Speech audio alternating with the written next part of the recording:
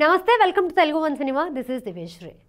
అయితే చిరంజీవి బోలా శంకర్ మూవీ తర్వాత చాలా గ్యాప్ తీసుకొని ఇప్పుడు విశ్వంభరతో మనం ముందుకు వస్తున్న సంగతి మనకు తెలుసు. So present Vishwambhara last schedule shooting జరుపుకుంటుంది. సో ఒక చిన్న ప్యాచ్ వర్క్ ఉంటే అది కూడా ఈ స్కెడ్యూల్లోనే కంప్లీట్ చేయబోతున్నారు. అంటే ఈ మంత్ ఎండ్కంతా లేకపోతే నెక్స్ట్ మంత్ స్టార్టింగ్ అంతా కూడా విశ్వంభర మూవీ షూట్ అంతా కూడా కంప్లీట్ అయిపోతుంది. ఇప్పుడు షూట్ కంప్లీట్ అయిపోయాక నెక్స్ట్ చేయాల్సింది ఏంటి? రిలీజ్ ప్లాన్ చేయాలి. సో అసలు రిలీజ్ ఎప్పుడు అవుతుంది అనేది లాజికల్గా చూసుకుంటే కనుక ఇప్పుడు నెక్స్ట్ సెప్టెంబర్ అండ్ అక్టోబర్లో ఆల్రెడీ సినిమాల లైనప్ వచ్చేసింది. అఖండ 2 కావచ్చు, లేకపోతే ఓజీ కావచ్చు, కాంతారా 1 కావచ్చు, ఇలాంటి పెద్ద పెద్ద మూవీస్ అన్నీ కూడా నెక్స్ట్ సెప్టెంబర్ అక్టోబర్లో రిలీజ్కి ఉన్నాయి. కాబట్టి అంటే ఛాన్స్ లేదు, విశ్వంభర రిలీజ్ చేయడానికి ఛాన్స్ లేదు. సో మరి మేకర్స్ డిసెంబర్లో లేదా నవంబర్లో ప్లాన్ చేసే ఛాన్స్ ఉంది. ఎందుకంటే ఆల్రెడీ పెద్ద పెద్ద సినిమాల లైనప్ అంతా రెడీగా ఉంది కాబట్టి ఆబ్వియస్లీ ఆ టైంలో నవంబర్ డిసెంబర్లోనే ప్లాన్ చేస్తారు. అండ్ దాని తర్వాత చిరంజీవి నుంచి రాబోతున్న మూవీ మెగా 157 సంక్రాంతి కానుకగా అనిల్ రావిపూడి అండ్ చిరంజీవి కాంబినేషన్లో ఈ సినిమా రాబోతున్న సంగతి కూడా మనందరికీ తెలుసు. ఈ డేట్ ఇప్పుడు కాదు,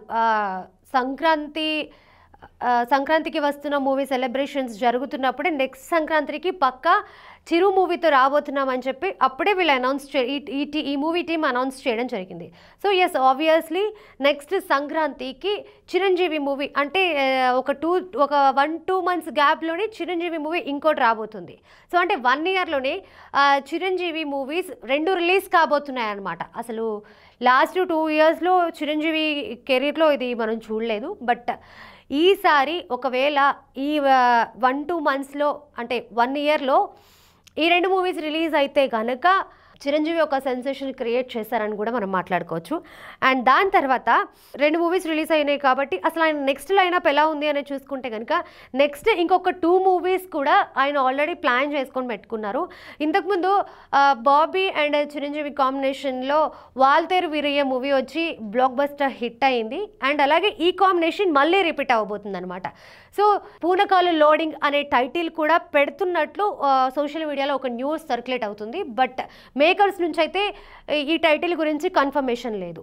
అండ్ దాని తర్వాత మళ్ళీ ఇమీడియట్గా శ్రీకాంత్ ఆల్రెడీ ఇప్పుడు నానితో ప్యారడైస్ మూవీ చేస్తున్నారు. అండ్ దాని తర్వాత చిరంజీవి అండ్ శ్రీకాంత్ ఓదెల కాంబినేషన్లో ఒక మూవీ రాబోతుంది. ఎట్లా అంటే ఒక ఎక్కువ వైలెన్స్ ఉన్న మూవీ అన్నమాట. సో అసలు చిరంజీవి లైనప్ చూస్తుంటే ఎలా అనిపిస్తుందంటే రజనీకాంత్ గారిని ఫాలో అవుతున్నారేమో అని అనిపిస్తుంది. రీసెంట్గా జైలర్ తర్వాత కూడా రజనీకాంత్ గారిది ఇంకొక మూవీ వచ్చింది. సో ఇవి 2 కూడా ఎక్కువ వైలెన్స్ ఉన్న మూవీస్, ఆడియన్స్లో కూడా మంచి బస్ క్రియేట్ చేసిన మూవీస్ ఇవి. సో చిరంజీవి లైనప్ చూస్తుంటే రజనీకాంత్ గారిని ఫాలో అవుతున్నారు అని అనిపిస్తుంది. ఇంతకుముందు చూసుకుంటే చిరంజీవి చూస్ చేసుకున్న స్టోరీస్ గురించి ఆడియన్స్ కొంత డిసప్పాయింట్ అయ్యారు. మేము బాస్ని వేరే లెవెల్లో చూడాలనుకుంటున్నాం, ఈ స్టోరీ బాస్కి సరిపోవట్లేదు అని ప్రేక్షకుల్లో ఆడియన్స్లో ఒక చిన్న డిస్కషన్ జరిగింది. అలాంటి వాళ్ళు ఇప్పుడు డిసప్పాయింట్ అవ్వకుండా యంగ్ డైరెక్టర్స్ని ఎక్కువ ఎంకరేజ్ చేస్తూ మంచి సబ్జెక్ట్స్ చిరంజీవి గారు చూస్ చేసుకుంటున్నారు.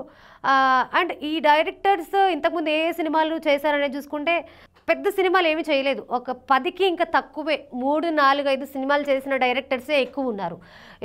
ఇప్పుడు చూసుకున్న విశ్వంభర డైరెక్టర్ వశిష్ఠ కావచ్చు, అనిల్ కావచ్చు, శ్రీకాంత్ ఓదెల కావచ్చు, అండ్ అలాగే బాబీ కావచ్చు.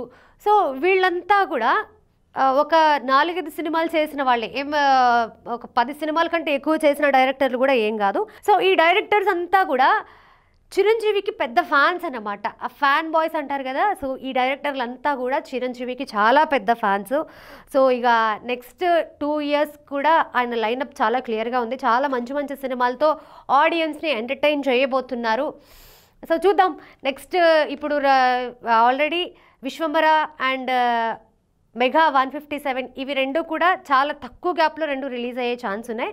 అండ్ దాని తర్వాత వస్తున్న సినిమాలు కూడా ఇప్పుడు నుంచి లెక్కేసుకుంటే ఇంకొక 2 ఇయర్స్లో అనేవి మొత్తం మనం 4 సినిమాలు చూడబోతున్నాం. మరి చిరంజీవి ఫ్యాన్స్ అంతా ఏమనుకుంటున్నారో మా కింద కమెంట్లలో పెట్టండి, మేము కూడా చదువుతాం. Thank you so much.